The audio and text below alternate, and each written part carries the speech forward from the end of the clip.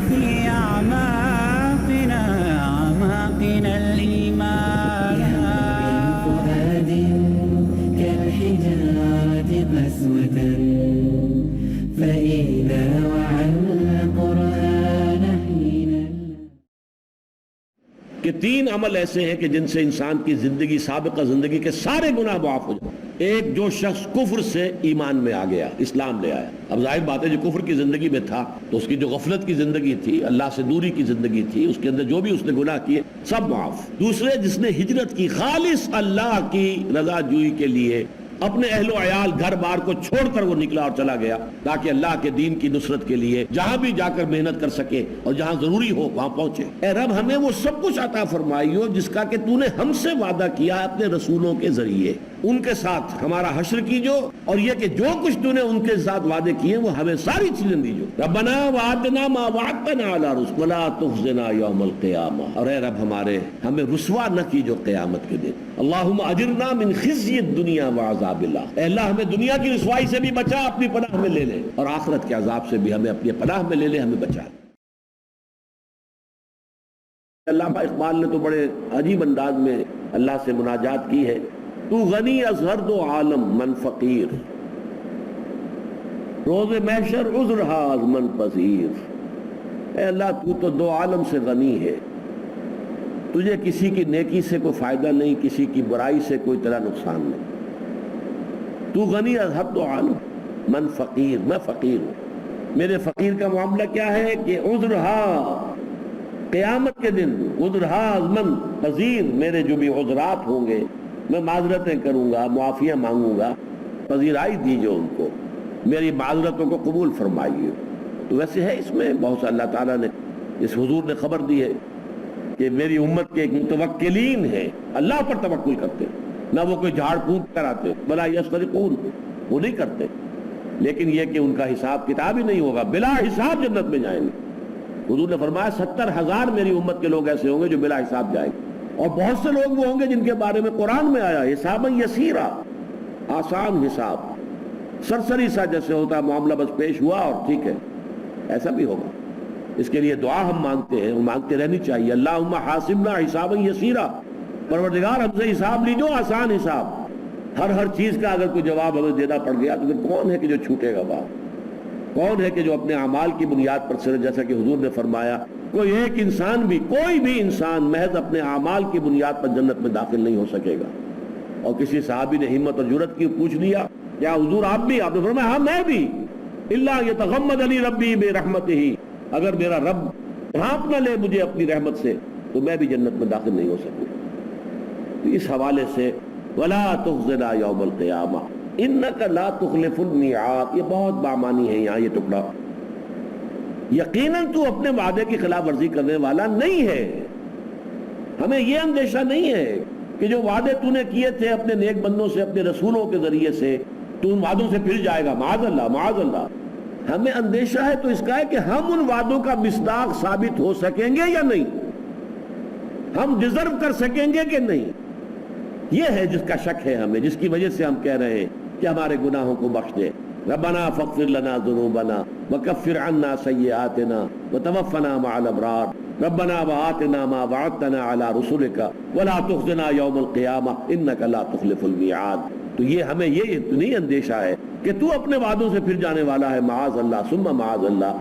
اندیشہ ہے تو یہ ہے کہ ہم اپنے گناہوں کی وجہ سے، کوتاہیوں کی وجہ سے، تقصیرات کی وجہ سے ان وعدوں کا مصداق ثابت نہ ہو رہے ہوں تو ہماری ان کوتاہیوں کو گویا کہ کنڈون کرتے ہوئے، ہمارے گناہوں کو معاف فرماتے ہوئے اپنے پورے وفادار بندوں کے ساتھ ہمارا حشر کیجو، ان کے ساتھ شامل کر دیجو، اور اس کے لیے اپنے فضل سے، اپنے کرم سے ہماری خطاؤں کو معاف کر دیجو. اس کے بعد کی اگلی آیت جو طویل ہے، اس کو میں نے رکھ لیا ہے، اور ویسے بھی ابھی 5 آیات باقی ہیں اس رکوع کی، وہ اگلے درس کے لیے ہے. لیکن یہ ہے کہ اس میں جو اہم ترین حصہ آ رہا ہے وہ یہ ہے کہ یہ جو ایمان عقلی، اقتصابی ایمان، پھر ایمان سمعی، اولو الالباب، ہوش مند لوگ، ان لوگوں کے ایمان جن کی کیفیت یہ ہوتی ہے، ان کے عمل کا نقشہ کیا ہوتا ہے، یہ ہے جو اگلی آیت میں آئے گا.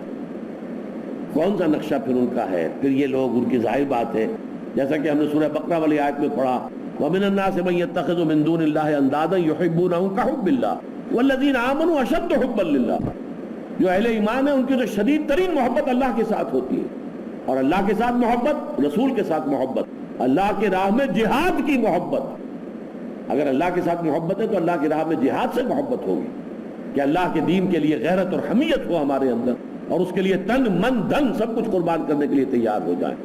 یہ جو اولو الالباب ہیں، یہ جو صدیقین ہیں، ان کی شان پھر یہ ہوتی ہے ایمان لانے کے بعد وہ یہ نہیں ہے کہ وہ جیسے ایمان لانے سے پہلے تھے ویسے ہی ان کی مصروفیات، ویسے ہی ان کی دلچسپیاں، ویسے ان کے معمولات چل نہیں. اب وہ ہمتن ان کی زندگی میں انقلاب آتا ہے. محبوب ترین ہستی اللہ، اور اسی کے لیے اپنا سب کچھ تن من دن سب کچھ اس کے لیے وقف کر دیتے. یہ نقشہ آئے گا آگے. آخری نقطہ میں بیان کر دوں، یہ آج صدیقین کا جو ایمان کی جو میں نے کیفیت بیان کی ہے، ایک اشکال پیدا ہو سکتا ہے کہ ہمارے پاس جو ہے وہ تو تقلیدی ایمان ہے، ہم تو پیدائشی مسلمان ہیں. آیا یہ کنورٹ ہو سکتا ہے اکتسابی ایمان میں؟ آیا اس ایمان کی یہ کیفیت ہو سکتی ہے کہ جو یہاں آج ہم نے ان آیات میں پڑھی ہے؟ یہ سوال عملی ہے. اللہ تعالیٰ ہمارے اندر یہ امنگ پیدا کرے. آرزو اول تو پیدا ہو نہیں سکتی کبھی، اور ہو جائے تو مر جاتی ہے یا رہتی ہے خام. دنیا کی آرزویں تو جوان رہتی ہیں ہر وقت. آدمی چاہے جو ہے قبر کے کنارے پہنچا ہوا ہو، دنیا کی آرزویں جوان رہتی ہیں، بوڑھی نہیں ہوتی. الہاکم التکاثر حتی زرتم المقابر. لیکن کبھی کبھی کوئی نیکی کا جذبہ بھی انسان میں ابھرتا ہے تو وہ مر جاتا ہے. اسے پروان چڑھانا ہے، اسے آگے بڑھانا ہے. تو اللہ تعالیٰ اگر آپ کے دل میں آج یہ امنگ پیدا کرے کہ اللہ ہمیں بھی یہ ایمان عطا کرے، تو عین ممکن ہے. یہ قرآن مجید میں تدبر کے ذریعے سے، غور و فکر کے ذریعے سے، قرآن میں غوطہ زنی کر کے، آیات قرآنیہ کے حوالے سے، اور پھر اگر اللہ تعالیٰ نے آپ کو سائنس کا علم بھی دیا ہے، اس کے بعد آپ کو کائنات کی ہر شے اللہ کی ایک نشانی نظر آئے گی. ہر شے گویا کہ اپنے وجود سے گواہی دے گی اللہ تعالیٰ کے وجود کی اور اللہ تعالیٰ کی صفات کمال کی. جیسے کہ ایک تصویر کہیں لگی ہوئی ہے مصور کی، تو وہ تصویر جو ہے وہ گواہی دیتی ہے اپنے مصور کے کمال فن کی. بڑا کامل الفن مصور ہے صاحب، کوئی شک نہیں. تصویر میں کچھ نہیں ہے، جو کچھ ہے مصور میں ہے. تصویر تو صرف اس مصور کے کمال فن کو ظاہر کر رہی ہے، کمال فن کو. اسی طرح اس کائنات کی ہر شے جو ہے، برگ درختان سبز در نظر ہوشیار، ہر ورق دفترست از معرفت کردگار. دیکھنے والی آنکھ چاہیے، نگاہ بینا چاہیے، دیکھنے والی آنکھ، حیوانوں کا دیکھنا نہیں. دیدن دیگر آموز شنیدن دیگر آموز. گاڑی کا ہارن کتے نے بھی سن لیا، آپ نے بھی سن لیا. آگے سے گاڑی آ رہی ہے، آپ کی آنکھوں نے بھی دیکھ لیا، کتے کی آنکھ نے بھی دیکھ لیا. وہ بھی بچ رہا ہے، آپ بھی بچ رہے ہیں. یہ دیکھنا اور یہ سننا اپنی جگہ ہے. دیدن دیگر آموز، کوئی اور دیکھنا بھی ہے، دل کی آنکھ سے دیکھنا. شنیدن دیگر آموز، ایک اور سننا بھی ہے، وہ دل کے کانوں سے سننا ہے. وہ دیکھنا سیکھو، وہ سننا سیکھو. اگر یہ جو ہے پیدا ہو جائے انسان کے اندر، تو گویا کہ کائنات کا ذرہ ذرہ اسے پکارتا ہوا نظر آئے گا. وَإِن مِّن شَيْءٍ إِلَّا يُسَبِّحُ بِحَمْدِهِ وَلَٰكِن لَّا تَفْقَهُونَ تَسْبِيحَهُم. کوئی ایک شے نہیں ہے اس پوری کائنات کے اندر جو ہر وقت ہر ہماتن اللہ کی تسبیح نہ کر رہی ہو اور حمد نہ کر رہی ہو، لیکن تم اس کی تسبیح اور حمد کو سمجھ نہیں سکتے. اپنے وجود سے وہ اللہ کے وجود پر، اللہ کے صفات کمال پر، اس کی شان تنزیہی، اس کے اوپر گویا کہ وہ گواہی دینے والی شے ہے. یہ معاملہ جو ہے قرآن مجید کے ذریعے سے، غور و فکر کے ذریعے سے آپ اس منزل تک رسائی حاصل کر سکتے ہیں کہ یہ ایمان حقیقی، یہ ایمان عقلی اور ایمان سمعی جو ہے وہ بالکل صدیقین کے ایمان کے درجے میں. اور درجے جو ہوں گے اونچے، ابو بکر صدیق کا درجہ جو ہے صدیق اکبر ہے، وہ تو معاملہ جو ہے وہ دور کی بات ہے. لیکن فی نفس ہی صدیقیت، اس کا درجے جو بند نہیں ہے، یہ دروازے کھلے ہیں. وہ جو 4 درجے بیان کیے تھے میں نے آج، من النبیین والصدیقین والشہداء والصالحین. جو صالحین ہیں یہ بیس لائن ہے. یہ آگے بڑھیں محنت کریں شہداء کے زمرے میں بھی شامل ہو سکتے ہیں، آگے بڑھیں محنت کریں صدیقین کے زمرے میں شامل ہو سکتے ہیں. ہاں یہ آخری جو ہے یہ بینڈ ہے. نبیین یہ وہ بھی تھا پہلے بھی، اور اب یہ دروازہ بند ہے. پہلے بھی یہ کوئی شخص اپنی ریاضت سے، اپنی محنت سے، عبادت سے، نیکی سے، کوشش سے نبی نہیں بن سکتا تھا. یہ اکتسابی شے نہیں تھی، وہ بھی تھی. اللہ جس کو بناتا تھا وہ نبی بنتا تھا. اور اب تو اس کا دروازہ بند ہے. تو یہ نبوت کا دروازہ تو بند ہے، لیکن صدیقیت اور شہادت اور صالحین مومنین یہ دروازے کھلے ہوئے ہیں. ہمت کرے آدمی، محنت کرے. اس کے راستے ہیں کہ جو بتائے گئے قرآن میں، وہ آج کا موضوع نہیں ہے. وہ سورہ حدید کے اندر بیان ہوا ہے، سورہ بلد میں بیان ہوا ہے، وہ ہیں اس کے مختلف مقامات. لہذا اسی لیے میں آپ سے کہہ رہا ہوں، ایک بڑا پیارا شعر ہے علامہ اقبال کا، تو عرب ہو یا عجم ہو تیرا لا الہ الا لغت غریب جب تک تیرا دل نہ دے گواہی. ہم یہ سمجھتے ہیں نا عربوں کو تو عربی آتی ہے، وہ قرآن کو سمجھتے ہیں، یہ ہے وہ ہے. ہم تو اجمی ہیں بیچارے، ہمیں قرآن کی سمجھ نہیں ہے. علامہ کہتے ہیں یہ عربی اجمی ہونے سے کچھ نہیں ہوتا، وہ بھی قرآن کے الفاظ سمجھ کر رہ جاتے ہیں. اس سے آگے اس کی گہرائی میں پہنچنا ان کے لیے بھی ممکن نہیں ہے جب تک دل گواہی نہ دے. یہ لا الہ الا اللہ محمد رسول اللہ، اس کا ترجمہ انہیں معلوم ہے، انہیں مطلب معلوم ہے، لیکن یہ کہ دل سے گواہی کا اس کا نکلنا بالکل دوسری شے ہے. تو عرب ہو یا عجم ہو تیرا لا الہ الا لغت غریب، وہ اجنبی الفاظ ہیں یہ، جب تک تیرا دل نہ دے گواہی. وہ دل کی گواہی دینے کا راستہ یہ ہے کہ اگر فطرت انسانی جو ہے دل مرا نہیں ہے، زندہ ہے. مجھے یہ غم ہے دل زندہ تو نہ مر جائے. یہ دل زندہ ہو، اس میں وہ فطرت سلیمہ برقرار ہو، تو قرآن مجید کے ذریعے سے پھر انسان کے اندر وہ علم جو ہے، وہ ایمان اکتسابی، ایمان شعوری یہ پیدا ہوتا ہے، اور یہ ہے در حقیقت صدیقیت کا ایمان.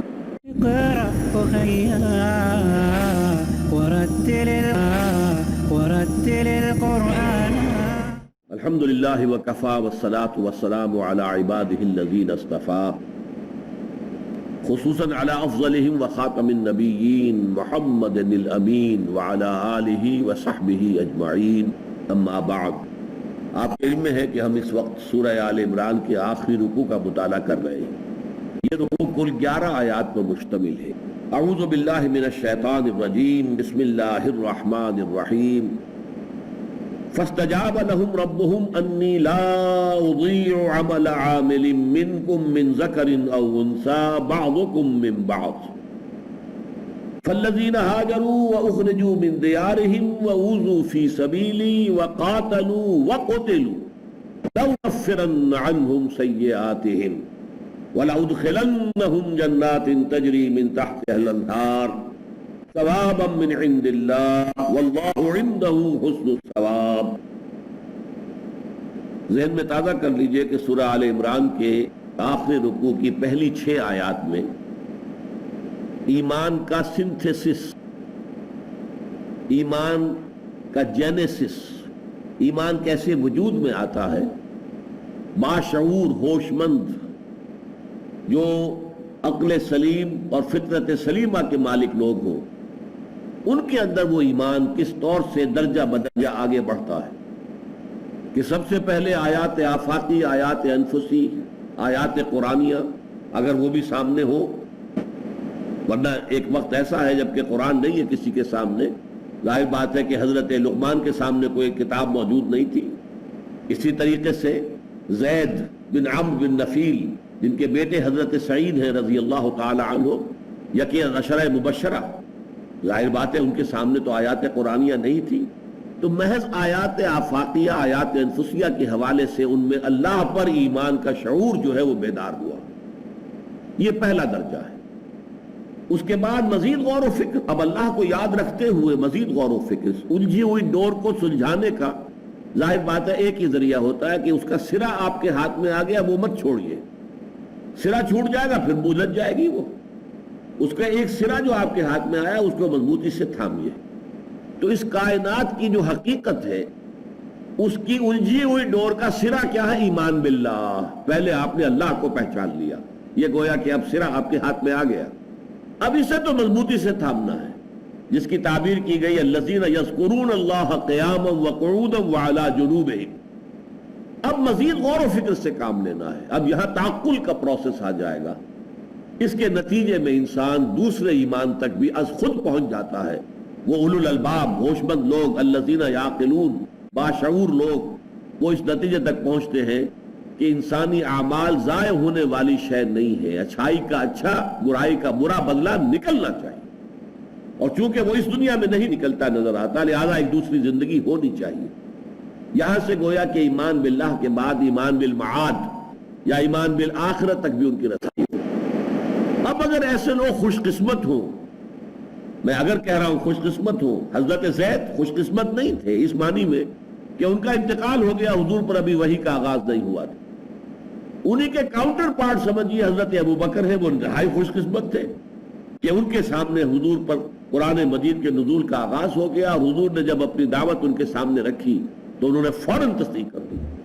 یہ الفاظ ہیں حضور کے صلی اللہ علیہ وسلم کہ میں نے جس کے سامنے بھی اپنی دعوت رکھی ہے اس نے کچھ نہ کچھ ضرور توقف کیا، کچھ نہ کچھ تردد، سوچ بچار، سوائے ابو بکر کے کہ اس نے ایک لحظے کا بھی تردد نہیں کیا، کوئی توقف نہیں۔ اس کی وجہ کیا؟ وجہ یہ کہ ان کے دل میں تھا دیکھنا تقریر کی لذت کہ جو اس نے کہا میں نے یہ جانا کہ گویا یہی میرے دل میں ہے، یہ تو میرے اپنے دل کی پکار ہے، اس کی آواز جو ہے در حقیقت اسی کی صدائے بازگشت ہے، لہذا انہیں اس کے تسلیم کرنے میں ہرگز کوئی نہ تعمل ہوا، نہ کوئی تردد ہوا، نہ کوئی تذبذب ہوا، بلکہ فوری طور پر انہوں نے اس کی تصدیق کر دی۔ اب یہ جو لوگ ہیں پھر ان کی دعا نقل ہوئی، جیسا کہ میں نے آپ کو بتایا تھا کہ سورہ بقرہ میں اور سورہ آل عمران میں یہ بھی ایک جو ہے مشابہ اور مماثل معاملہ ہے کہ سورہ بقرہ کے آخر میں بھی دعا آئی ہے بڑی عظیم، ربنا لا تؤاخذنا ان نسینا او اخطانا ربنا ولا تحمل علينا اصرا كما حملته على الذين من قبلنا ربنا ولا تحملنا ما لا طاقة لنا به واعف عنا واغفر لنا وارحمنا انت مولانا فانصرنا على القوم الكافرين۔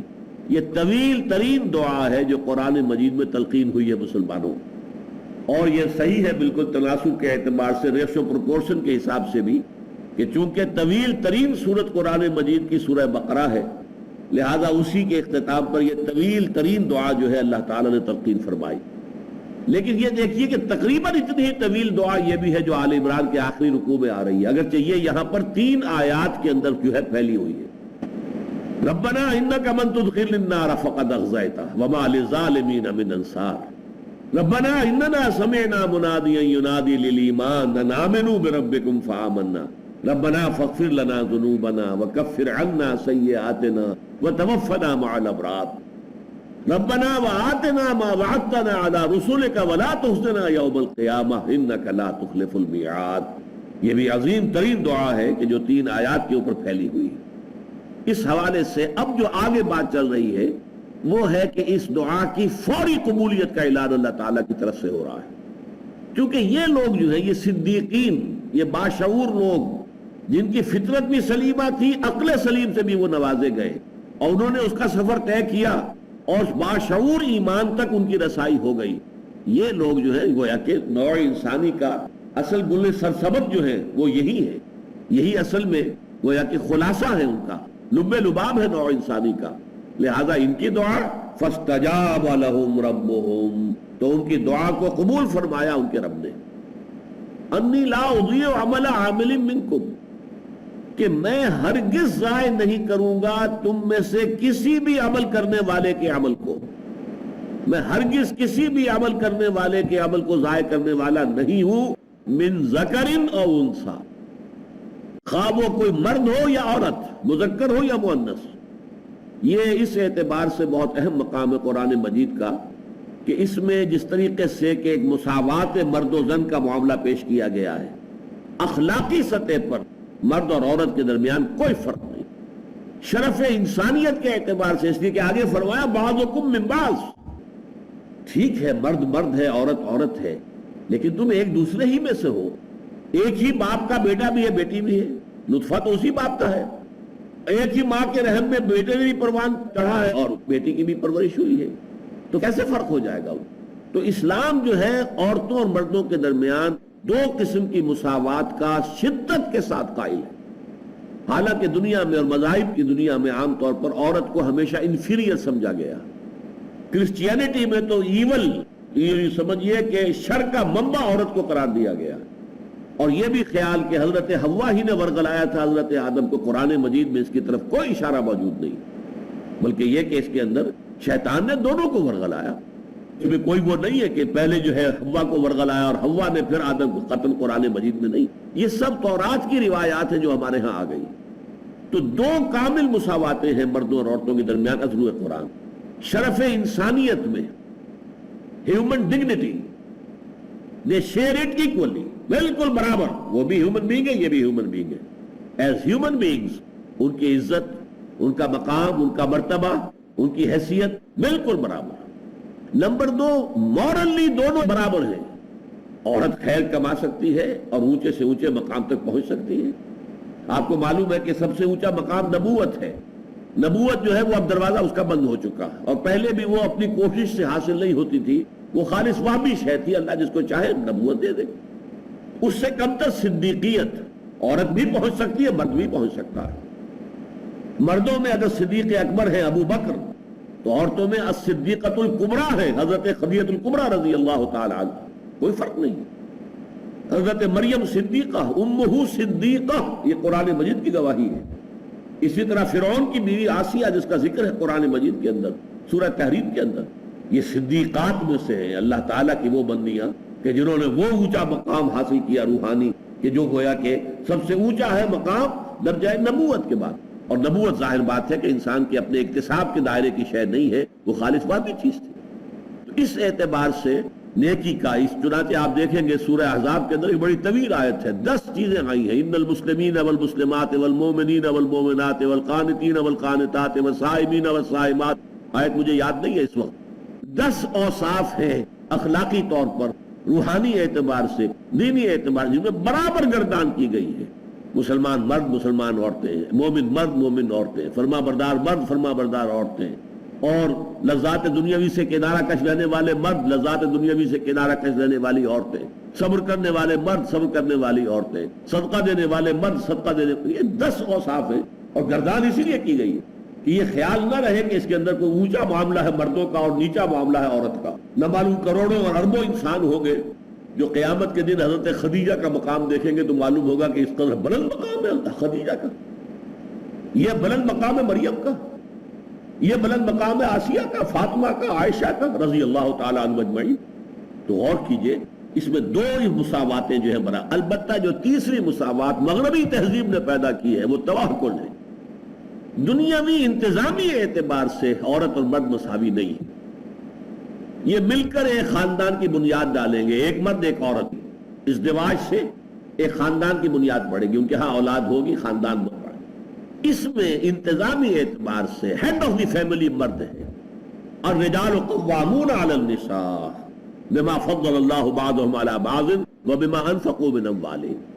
یہ ہے اصل میں وہ شے کہ جس کی نفی کر کے مغرب نے در حقیقت پورے اپنا جو معاشرتی نظام ہے، سماجی نظام ہے، عائلی نظام ہے، اس کو برباد کر کے رکھ لیا ہے۔ یہ جو مساوات ہے مرد و زن کی، اس کا اسلام قائل نہیں ہے انتظامی اعتبار سے۔ اقرأ وارتقيا ورتل القرآن۔ تمام انسان برابر ہیں۔ آپ کا ہیڈ آف دی اسٹیٹ بھی ہوگا تو اگر الیکشن ہوں گے تو اس کا بھی ایک ہی ووٹ ہوگا، اور کہیں اس کا مالی ہوگا یا کوئی ٹوائلٹ صاف کرنے والا اگر کوئی خاکروب ہوگا اس کا بھی ایک ووٹ ہوگا، اس اعتبار سے برابر ہے۔ لیکن صدر صدر ہے اور وہ مالی یا خاکروب خاکروب ہے، انتظامی اعتبار سے فرق رہے گا، افسر افسر ہے، ماتحت ماتحت ہے۔ چنانچہ انسان ہونے کی حیثیت سے مرد اور عورت برابر۔ نمبر 2، اخلاقی روحانی اعتبار سے مرد اور عورت برابر، البتہ انتظامی اعتبار سے خاندانی نظام کے اندر مرد کی قوامیت ہے، مرد کی حاکمیت۔ اب یہاں چونکہ دین کا معاملہ ہے لہذا یہاں اس کو ایمفیسائز کیا گیا ہے، فاستجاب لهم ربهم انی لا اضیع عمل عامل منکم من ذکر او انثى بعضکم من بعض۔ تو ان کے رب نے ان کی دعاؤں کو شرف قبول عطا فرمایا کہ میں تم میں سے کسی بھی عمل کرنے والے کے عمل کو ضائع کرنے والا نہیں ہوں، خواہ وہ مرد ہو کا عورت، اور تم ایک دوسرے ہی میں سے ہو، ایک ہی باپ کے نطفے سے بیٹا بھی ہے بیٹی بھی ہے، اور ایک ہی ماں کے رحم میں پرورش پائی ہے بیٹے نے بھی اور بیٹی نے بھی۔ لیکن اب اس کے بعد جو الفاظ آئے ہیں نا، اس میں اصل میں نقشہ کشی کی جا رہی ہے۔ ایک وہ تقلیدی ایمان والے ہم لوگ ہیں، ایمان بھی ہے بیٹھے بھی ہیں، کفر کے غلبہ جو ہے اس کو بھی برداشت کیے ہوئے ہیں، منکرات پھیل رہے ہوں اس سے بھی ہمیں کوئی غرض نہیں، ہمیں اپنا دھندا، اپنی روٹی، اپنا کاروبار، اپنا پروفیشن، بس اس سے غرض۔ ان لوگوں کا معاملہ یہ نہیں ہوتا۔ یہ لوگ سلیم الفطرت، سلیم العقل لوگ، جو گویا کہ یوں سمجھئے کہ گلے سرسبد ہیں نسل انسانی کے، یہ خلاصہ ہے، یہ اصل حاصل ہے۔ یہ جب ایمان لاتے ہیں تو پھر ان کی عملی زندگی کا نقشہ کیا ہے؟ ان کا جینا اور مرنا، ان کا جاگنا اور سونا، ان کا بھاگ دوڑ، ان کی محنت اور جد و جہد، ان کی قربانی، سب اللہ کے لیے۔ جینا اللہ کے لیے، مرنا اللہ کے لیے۔ ان صلاتی و نسکی و محیایا و مماتی للہ رب العالمین۔ پھر اس حق کی اشاعت کے لیے اپنا وہ ایک ایک لمحہ اور اپنا جو بھی وسائل ہیں سب صرف کر دیں گے کہ یہ حق پھیلے دنیا میں، اور اس حق کو سربلند کرنے میں، اسے قائم کرنے میں، اس کے لیے اس کا بول بالا کرنے میں تن من دھن لگا دیں گے۔ یہ ان کا نقشہ ہوگا، وہ نقشہ ایکٹیوسٹ جسے آپ کہتے ہیں، وہ نقشہ ہوگا ایک بہت ہی فعال انسان کا، جو کسی نظریے کے لیے، اس کے فروغ کے لیے، اور پھر اس کی بنیاد پر قائم ہونے والے نظام کے لیے تن من دھن وقت کر دے۔ یہ الفاظ اس اعتبار سے بہت جو ہے اہم ہے۔ فالذین ہاجروا واخرجوا من دیارہم ووذوا فی سبیلی وقاتلوا وقتلوا لأکفرن عنہم سیئاتہم ولأدخلنہم جنات تجری من تحتہا الانہار ثوابا من عند اللہ واللہ عندہ حسن الثواب۔ اب ذرا نوٹ کیجئے یہاں انداز کیا ہے، فقرے کو جو کنسٹرکشن ہے کہ میں تو تم میں سے کسی بھی عمل کرنے والے کے کسی بھی عمل کو، چھوٹے سے چھوٹے عمل کو بھی ضائع کرنے والا نہیں ہوں۔ کجا وہ لوگ کہ جن کی شان یہ ہے، کجا وہ لوگ الذین ہاجروا جنہوں نے میری راہ میں ہجرت کی، واخرجوا من دیارہم اور وہ اپنے گھروں سے نکال دیے گئے، ووذوا فی سبیلی اور جنہیں میری راہ میں ایذائیں پہنچائی گئی، وقاتلوا اور جنہوں نے میرے دین کے لیے جنگ کی، وقتلوا اور اپنی جانیں قربان کر دی۔ ظاہر بات ہے ان کا کیا کہنا، یعنی یہ کنسٹرکشن جو ہے جملے کی یہ ہے کہ میں تو کوئی مرد ہو کوئی عورت ہو اس کے چھوٹے سے چھوٹے عمل کو بھی ضائع کرنے والا نہیں ہوں، سب کا پورا پورا بھرپور صلہ میں دوں گا، تو کجا یہ لوگ، ان کا کیا کہنا ہے؟ جن لوگوں کی حالت یہ ہے کہ انہوں نے کوئی چیز بھی بچا کر نہیں رکھی، تو بچا بچا کے نہ رکھ اسے، تیرا آئینہ ہے وہ آئینہ کہ شکستہ ہو تو عزیز تر ہے نگاہ آئینہ ساز میں، اپنا تن من دھن قربان کر دیا، پوری زندگی لگا دی، نچھاور کر دی، تو ان کے کیا کہنے ہیں؟ ان کے لیے تو میرے جو وعدے ہیں بڑے پختہ ہیں۔ آپ کو معلوم ہے عربی زبان میں اس سے زیادہ تاکید کا اسلوب نہیں ہے۔ لَأُكَفِّرَنَّ میں لازماً دور کر دوں گا ان سے ان کی برائیوں کو، لَأُكَفِّرَنَّ عَنْهُمْ سَيِّئَاتِهِمْ وَلَأُدْخِلَنَّهُمْ اور لازماً داخل کروں گا انہیں ان باغات میں جن کے نیچے ندیاں بہتی ہوگی، ثوابا من عند اللہ واللہ عندہ حسن الثواب، یہ اللہ کی طرف سے بدلہ ہوگا اور یقیناً اللہ ہی کے پاس بہترین بدلہ ہے۔ اب یہ میں نے جو جملے کی کنسٹرکشن آپ کے سامنے رکھ دی کہ اصل کیا ہے، اس کی ترکیب کیا ہے، انالیسس، ترکیب نحوی، کہ اصل میں یہ کہ کوئی بھی چھوٹے سے چھوٹا عمل بھی ضائع ہونے والا نہیں، اور یہ عمل تو بہت بلند ہے، بہت بڑے ہیں، یہ تو چوٹی کے اعمال ہیں، اعمال کا جن سے اظہار ہوا ان کے کیا کہنے، ان کے لیے تو میرا بدلہ جو ہے نہایت موقت۔ اب اس میں ذرا نوٹ کیجئے کہ یہ ساری چیزیں وہ ہیں جس میں مرد اور عورت برابر کے شریک رہے۔ ہجرت حبشہ میں آپ کو معلوم ہے حضرت عثمان رضی اللہ تعالیٰ عنہ ہجرت کر کے گئے تو ان کے ساتھ ان کی اہلیہ حضور کی صاحبزادی حضرت رقیہ رضی اللہ تعالیٰ عنہما وہ بھی ساتھ تھی، حضرت ام حبیبہ کہ جو اپنے شوہر کے ساتھ ہجرت کر کے حبشہ گئی ہے، وہ شوہر وہاں جا کر مرتد ہو گیا، عیسائی ہو گیا، شرابی تھا بہت زیادہ، اور شراب اس وقت تک حرام بھی نہیں تھی، لیکن وہ کوئی بہت ہی زیادہ رسیہ تھا شراب کا، اور وہاں عام طور پہ شراب نہیں ملتی ہوگی تو اسے ایسی صحبت اختیار کرنی پڑی کہ جس میں کہ شراب آسانی سے مل سکتی تھی، تو لہذا اس نے وہ عیسائیت اختیار کر لی، اور اس لیے پھر حضرت ام حبیبہ کا نکاح ہوا اس سے، اور پھر حضور نے پیغام بھیجا مدینے سے، ہجرت کر کے حضور اس وقت مدینہ تشریف لے جا چکے تھے، وہاں سے پیغام حضور نے بھیجا ہے، اور حضرت نجاشی نے نکاح پڑھایا ہے ام حبیبہ کا حضور کے ساتھ غائبانہ، حضور مدینے میں ہے اور نکاح جو ہے حضرت ام حبیبہ کا وہ حبشہ میں ہو رہا ہے، اور پڑھانے والے نکاح کے جو ہے حضرت نجاشی ہیں، انہوں نے ہی اپنے پاس سے مہر بھی عطا کیا۔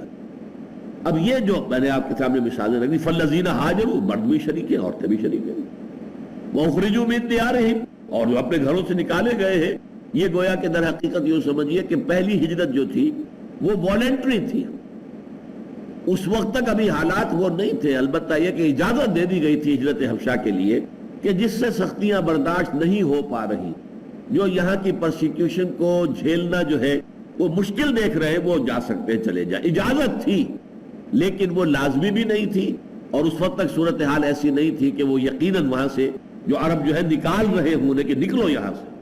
لیکن دوسری ہجرت جو ہوئی ہے اس میں یہ دونوں پہلو آ گئے تھے. اب وہ تلے ہوئے تھے لوگ کہ انہیں نکالو مکے سے. اور نمبر دو یہ کہ اب یہ ہجرت فرض بھی تھی. تو یہاں فرمایا فالذین ہاجروا واخرجوا من دیارہم واوذوا فی سبیلی، اور جو میری راہ میں جنہیں ایذائیں پہنچائی گئی. ایذائیں صحابہ کرام کو جیسے مردوں کو پہنچائی گئی ہیں ویسے ہی عورتوں کو پہنچائی گئی.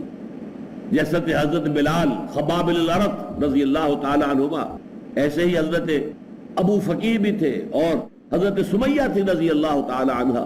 تو بھی شدید ترین ٹارچر ابو جہل نے کیا ہے. اور بھی تھی جو کہ کنیزوں میں سے تھی اور وہ ایمان لائی تھی، تو لہذا انہیں تکلیفیں دی گئی. اوذوا فی سبیلی وقاتلوا وقتلوا. جنگ کا معاملہ ایسا ہے کہ وہ جہاد فی سبیل اللہ، قتال فی سبیل اللہ عورت پر فرض نہیں ہے. البتہ یہ کہ ایسی کوئی پابندی بھی نہیں ہے کہ عورت حصہ نہیں لے سکتی. اور جب تک کہ پردے کے احکام نہیں آئے تھے تو محسوس ہوتا ہے کہ غزوہ احد کے اندر خواتین جو ہیں جب انہیں خبر ملی ہے، اور غزوہ احد ہی کا حصہ ہم پڑھ چکے ہیں سورہ آل عمران میں 60 آیات میں ان کا تذکرہ آیا ہے. تو اس وقت جب یہ خبر پہنچی ہے کہ شکست ہو گئی اور اتنے مسلمان جو ہیں وہ شہید بھی ہو گئے، تو بےتاب ہو کر خواتین گھروں سے نکلی. حضرت عائشہ بھی نکلی ہے رضی اللہ تعالی عنہ، وہ آئی ہے میدان جنگ کے اندر پہنچی ہے. جو وہاں پر زخمی پڑے ہوئے تھے انہیں پانی پلایا وغیرہ وغیرہ. لیکن یہ کہ ظاہر بات ہے اصل قتال عورت پر فرض نہیں ہے. البتہ قتلوا میں شامل ہے عورتیں بھی. سب سے پہلا قتل جو ہوا ہے اسلام میں وہ ایک عورت ایک مرد کا، ایک شوہر ایک بیوی. حضرت یاسر رضی اللہ تعالی عنہ اور ان کی زوجہ محترمہ حضرت سمیہ رضی اللہ تعالی عنہ، یہ پہلا جوڑا ہے. جیسے میں نے کہا کہ ہجرت میں بھی جوڑا حضرت ابو بکر صدیق اور حضرت رقیہ رضی اللہ تعالی عنہ. اسی طریقے سے شہادت اولا، سب سے پہلی شہادت اللہ کی راہ میں قتل کیا جانا، یہ بھی ایک جوڑے کو یہ شہادت نصیب ہوئی، حضرت یاسر اور حضرت سمیہ رضی اللہ تعالی عنہ. تو یہاں در حقیقت جو نقشہ کھینچا گیا ہے میرے اور آپ کے لیے، اصل بات جو سوچنے کی ہے وہ یہ ہے کہ ایک ہمارا تعلق ہے دین کے ساتھ. بس نماز روزہ حج زکوٰۃ، باقی دین کا غلبہ بھئی نہیں ہے تو میں کیا کروں، میرے کیے سے تو نہیں ہو جائے گا. یہ دین منکرات پھیل رہے ہیں، میں ہم کیا کریں، ہمارے پاس تو اختیار نہیں ہے کہ منکرات کو ختم کر دیں. یہ سود پر سارا نظام چل رہا ہے، کیا کریں، ہم بے بس ہیں. لیکن ایک یہ ہے کہ اس بے بسی کا نتیجہ یہ نکلے کہ اپنی ساری محنت اب دنیا کمانے میں صرف ہو رہی ہے. اب دن رات جو ہے محنت ہے دنیا کمانے میں. یہ در حقیقت بالکل غلط نتیجہ ہے. آپ نظام باطل کے تحت اگر پھلنے پھولنے پنپنے اور پھیلنے کی کوشش کرتے ہیں تو گویا کہ آپ نے ذہناً اس نظام باطل کو قبول کر لیا ہے اور آپ مجرم ہیں. پھر اس کو قبول کرنے ایبیٹرز ہیں، آپ ایبٹمنٹ کر رہے ہیں اس نظام کی. ہاں اگر یہ ہے کہ آپ نے دیکھا ہماری مجبوری ہے، مجبوری کی وجہ سے حسرت دل میں پیدا ہو جائے، یہ حسرت جو ہے پھر آگے بڑھے گی. کچھ تو کرو. فیض کے یہ اشعار سنائے تھے وہ اس وقت مجھے یاد آئے ہیں. دشنام نالا ہاؤ ہو فریاد کچھ تو ہو، چیخے ہے درد ہے دلے برباد کچھ تو ہو. آخر ہمارے اندر کا وہ احساس کہ یہ کیا ہو رہا ہے، کیوں ہو رہا ہے. کبھی روئے تو صحیح بیٹھ کر، کبھی خلوت کے اندر ہمارا اس احساس بے بسی کے اوپر ہی کچھ دو آنسو ہماری آنکھوں سے نکل آئے. ہم کچھ نہیں کر سکتے. جیسے حضرت زید نے کہا تھا اللہ میں تجھے پوجنا چاہتا ہوں، کیسے پوجوں یہ میں نہیں جانتا. اسی طرح اللہ میں چاہتا ہوں تیرے دین کو غالب کروں، کیسے کروں یہ مجھے معلوم نہیں. اگر یہ بات بھی ہو کسی درجے میں تو گویا کہ قلبی نفرت جو ہے اس نظام کے ساتھ انسان کے دل کے اندر ہے، تو یہ گویا کہ صحت کی علامت ہے. گویا کہ ابھی اندر کا انسان مرا نہیں ہے، فطرت ابھی مسخ نہیں ہوئی ہے.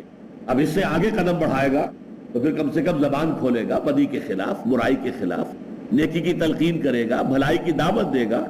اللہ تعالیٰ اس سے آگے توفیق دے گا. اگر اسے مل جاتا ہے کوئی گروہ، کوئی جماعت، یا وہ خود صاحب ہمت ہے اور کوئی جماعت قائم کر لیتا ہے کہ ہم مل جل کر جد و جہد کریں گے اور اس نظام کو جو ہے اس کے جڑوں سے اکھاڑ کر پھینکنے کی کوشش کریں گے، تو کیا کہنے. نتیجہ نکلے یا نہ نکلے اس سے کوئی بحث نہیں، قطعاً کوئی بحث نہیں. سینکڑوں انبیاء آئے کہ جن کی دعوت کا کوئی نتیجہ نہیں نکلا. لہذا یہ تو سوال خارج از ذہن رہنا چاہیے، خارج از بحث. کامیابی ناکامی اس کا تو یہاں سرے سے کوئی سوال ہی نہیں. سوال یہ ہے کہ آپ نے اپنے ایمان کا ثبوت دیا یا نہیں دیا. اقرأ أخيا اقرأ أخيا ورتل القرآن. آپ کو جو صلاحیتیں اللہ نے دی تھی، جو بھی توانائیاں دی تھی، جو قوت دی تھی، جو وسائل دیے تھے، آپ نے اسے اللہ کے دین کے لیے صرف کیا یا دنیا کمانے کے لیے صرف کیا؟ یہ ہے، یوں سمجھیے کہ اصل جو سوال ہے، کانٹے دار سوال، کہ آپ کی توانائیاں لگی کدھر ہیں؟ نتیجہ نکلنا دوسری بات ہے۔ ایسا بھی ہے دنیا میں بے شمار لوگ ہیں کہ جو صبح سے لے کر رات تک اور رات سے لے کے صبح تک ساری صلاحیتیں جو ہے دنیا کے لیے کھپاتے، دنیا پھر بھی نہیں ملتی۔ ضروری نہیں کہ مل جائے، یہ بھی ہو سکتا ہے اللہ دے دے تو دے دے، جیسے کہ فرمایا جو کوئی عاجلہ کا طلبگار بنتا ہے ہم دے دیتے ہیں اسے، جس کو چاہتے ہیں جتنا چاہتے ہیں دے دیتے ہیں دنیا کے اندر۔ لیکن ایسا بھی ہوتا ہے کہ ساری عمر دنیا ہی کے پیچھے بھاگتے رہے، دوڑتے رہے، اور حلال اور حرام کی کوئی تمیز بھی نہیں کی، لیکن دنیا ہاتھ نہیں آئی۔ یہ بھی ہوتا ہے، اور یہ بھی ہوتا ہے کہ دنیا ہاتھ آ جاتی۔ لیکن سوال اصل میں یہ ہے، اگر تم نے اللہ کو پہچانا ہے، اللہ کو مانا ہے، اللہ پر تمہارے ایمان کا دعویٰ ہے، تو اللہ کے دین کے ساتھ اتنی کم سے کم غیرت اور حمیت تو ہونی چاہیے کہ حسرت ہو، دل میں رنج ہو۔ اگر یہ احساس بھی ختم ہو گیا، وہ آئے ناکامی متائے کارواں جاتا رہا، کارواں کے دل سے احساس زیاں جاتا رہا، یہ بھی ختم ہو گیا، تو اس کا تو مطلب یہ کہ سرے سے دل کے اندر ایمان رائی کے دانے کے برابر بھی نہیں ہے۔ ہاں اگر یہ احساس زیاں ہوگا تو یہ کبھی نہ کبھی یہ بیج پھوٹے گا۔ اس سے پھر کم سے کم نہیں عن المنکر باللسان، دعوت الی المعروف باللسان، دعوت الی الخیر باللسان، اس کا آغاز تو ہو جائے گا، اور اس سے آگے اللہ تعالیٰ ہمت دے، کوئی گروہ بن جائے، کوئی جماعت بن جائے، کوئی حزب اللہ وجود میں آ جائے، یا آپ اس کو خود قائم کریں۔ ہو سکتا ہے کہ پھر بالید مقابلے کے لیے بھی میدان میں آنا ہو، اور پھر یہ کہ اپنی جانوں کا نذرانہ بھی پیش کرنا پڑے۔ لیکن یہ راستہ ہے کہ جو ناگزیر ہے ان لوگوں کے لیے جن کے ایمان کی یہاں بات ہو رہی ہے۔ میں نے عرض کیا تھا، اسی لیے ایک ایمان وہ تقلیدی ایمان ہے جو ہمیں وراثتاً مل گیا ہے، بس اللہ اللہ خیر صلاح۔ ایک ایمان وہ ہے جو ہمارے شعور کے اندر پیوست ہو گیا ہے، اور جس کی جڑیں ہمارے قلب کی گہرائیوں میں اتر گئی ہیں۔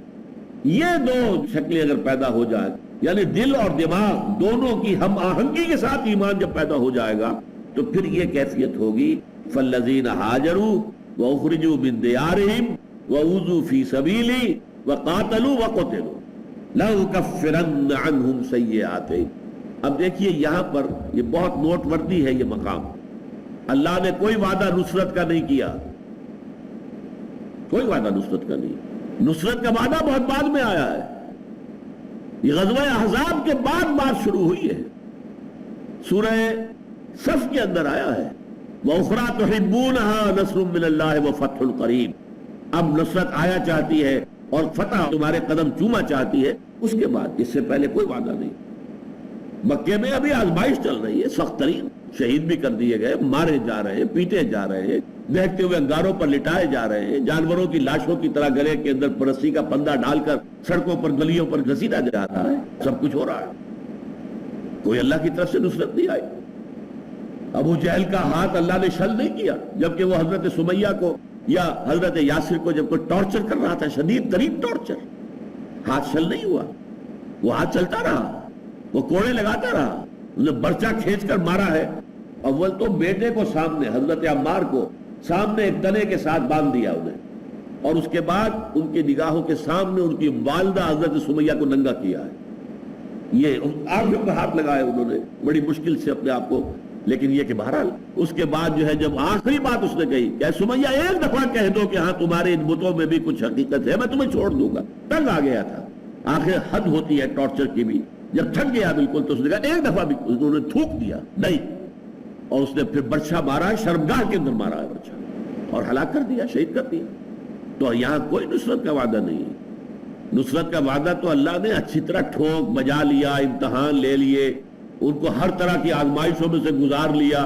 غزوہ احزاب کے موقع پر جو آزمائش ہوئی تھی، جیسی خوفناک صورتحال ڈیولپ ہو گئی تھی، اس کے بعد جب مسلمانوں نے ثبوت فراہم کر دیا اپنی ثابت قدمی کا، اپنے استقلال کا، تو پھر یہ ہے کہ وعدہ ہوا ہے۔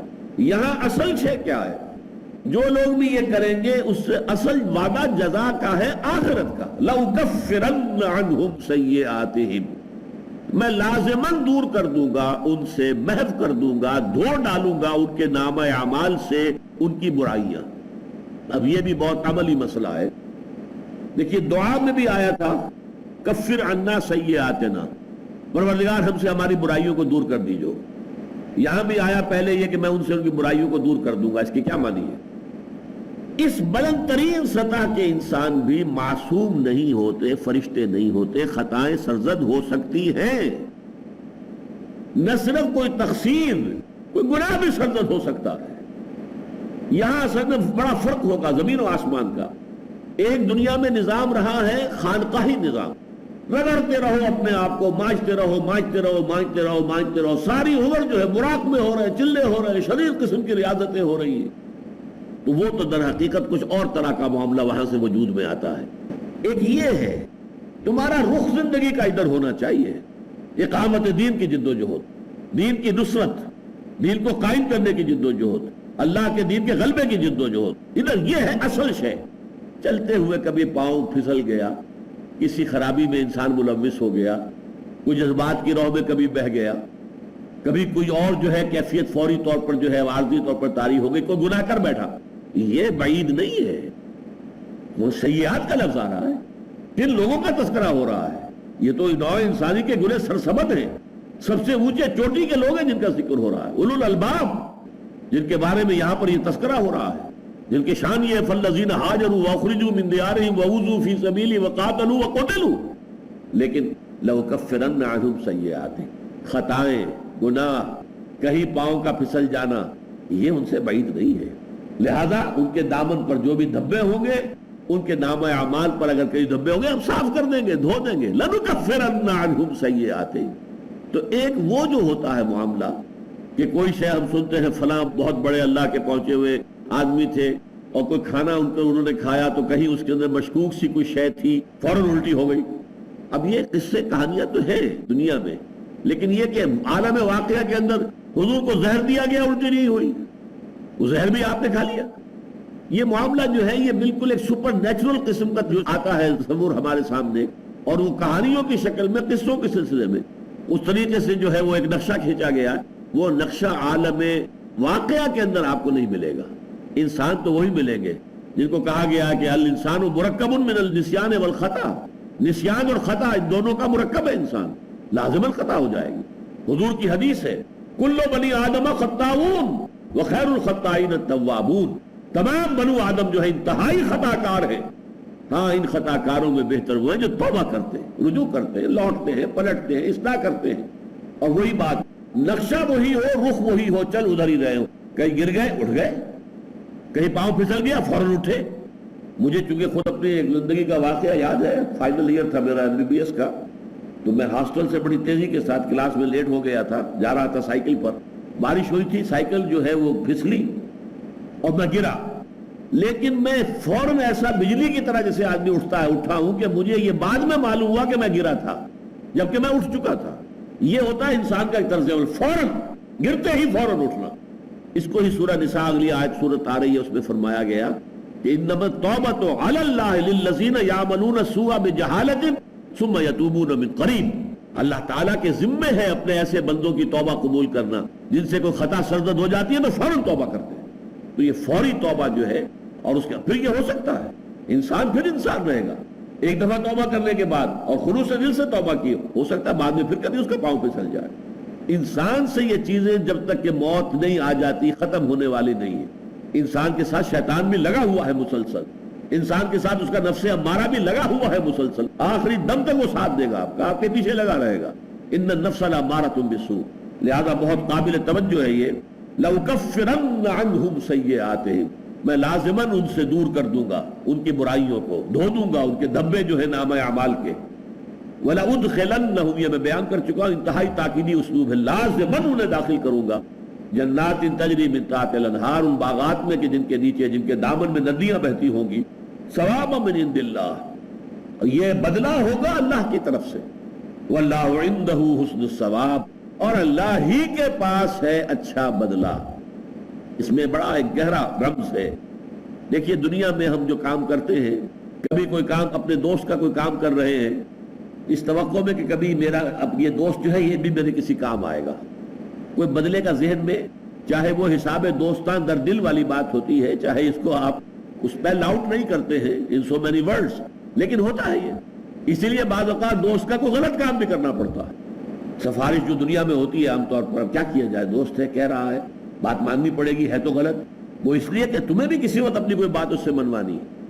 اسی طرح ایک انسان ہے جو اپنے آپ کو 100% انویسٹ کر دیتا ہے اپنی اولاد میں. اس کا جینا مرنا بھاگنا دوڑنا یہ سارا اولاد کے لیے. اولاد کی بہترین تعلیم، اولاد کی تربیت دنیاوی اعتبار سے اونچے مقام پر پہنچا دوں، اور اس امید میں کہ یہ اولاد میرے بڑھاپے کا سہارا بنے گی. اور ایسا بھی ہوتا ہے کہ یہ اولاد جو ہے بڑھاپے کا سہارا بننے کی بجائے بسا اوقات سوہانے روح بن جاتی. واقعات ایسے معاملات دنیا کے اندر ہوتے ہیں. ہاں ایک ہستی ایسی ہے کہ اس کے لیے جو کام بھی کرو گے اس کا اجر و ثواب بالکل ری انشورڈ، بالکل پختہ، جس میں کسی شک و شبے کی گنجائش نہیں. اولاد تمہیں کیا بدلہ دے دے گی؟ قوم کی خدمت میں لگے رہو گے، قوم تمہیں کیا دے دے گی؟ وطن کی خدمت میں لگے رہو گے، وطن تمہیں کیا دے دے گا؟ ہاں اللہ کی خدمت میں لگے رہو تو اللہ تعالیٰ تمہارے ہر کوشش، محنت، ہر ایثار، ہر قربانی کا پورا بدلہ دے گا. واللہ عندہ، اس کو کہتے ہیں اسلوب حسن.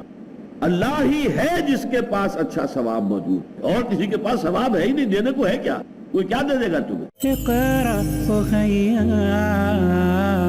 ورتل القرآن اصبح بصوتك اسمع الأكوان